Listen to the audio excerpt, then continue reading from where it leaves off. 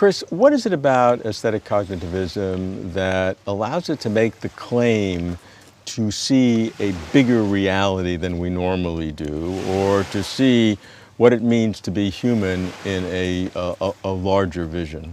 Well, aesthetic cognitivism, first of all, is a philosophy of the arts, and so I suppose you could say it opens up the consideration just by taking into account the arts as opposed to, say, just the sciences or just some other mode of inquiry.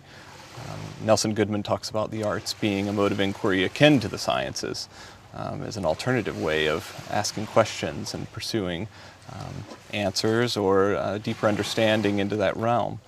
And so I think that aesthetic cognitivism offers a unique opportunity as a mode of inquiry or as a sort of study of the way that the arts can open up maybe underexplored areas of reality.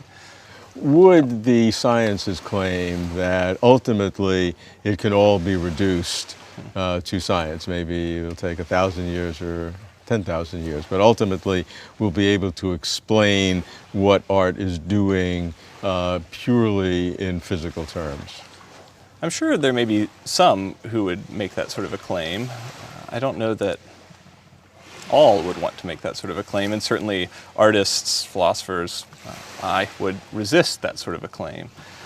I think that there's something more significant going on in art that can't be reduced to science or some other discipline. Is the claim that it is in principle impossible to reduce everything in the arts to some expression of science? And if that is the claim, what is that residual? I have a hard time thinking that the arts could be reduced to science, if for no other reason than that a number of people practice them and enjoy them, and there doesn't seem to be much of a reason for that if it could be reduced to something else. It seems like there's something more there, and people make all sorts of claims about what that something more is, and I think that we can certainly make progress scientifically on that variety of claims, but I'd have a hard time thinking that it could be reduced to science. So in terms of the vision that aesthetic cognitivism would offer to the world of the life of the mind, how would you characterize that?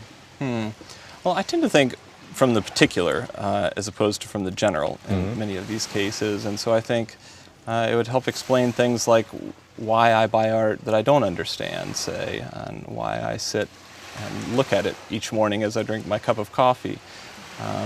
There's something to that. It requires significant resources to purchase or to pay the membership fee at the local art museum, and yet there I am looking at it, seeking something.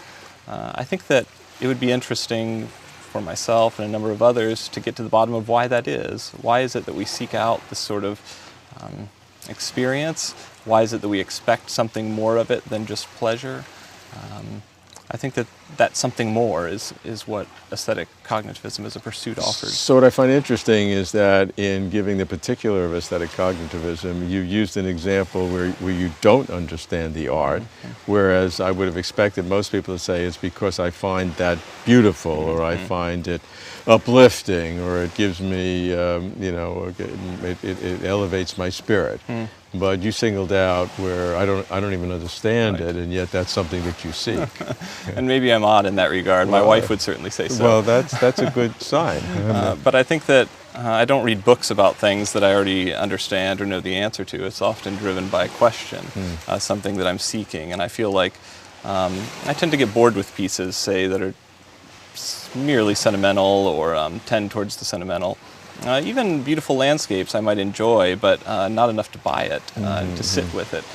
But when I find a piece that there's something compelling or intriguing about that I don't yet understand, and it might be the style or the subject matter or any number of other things that I keep coming back to over and over again, those are the pieces that grab me. So what is the insight then that aesthetic cognitivism brings to that experience, that you seek something that disrupts you, or that forces you to understand something that you don't understand? I think that aesthetic cognitivism, in that particular case, legitimizes the quest in some sense. If art is just about something beautiful, then you might walk through my house or through the local art museum and wonder why any number of pieces are there. But it opens up a category, a new way of pursuing or experiencing a wide variety of things, including, but not limited to, religious sorts of experience and the spiritual, which I find especially interesting.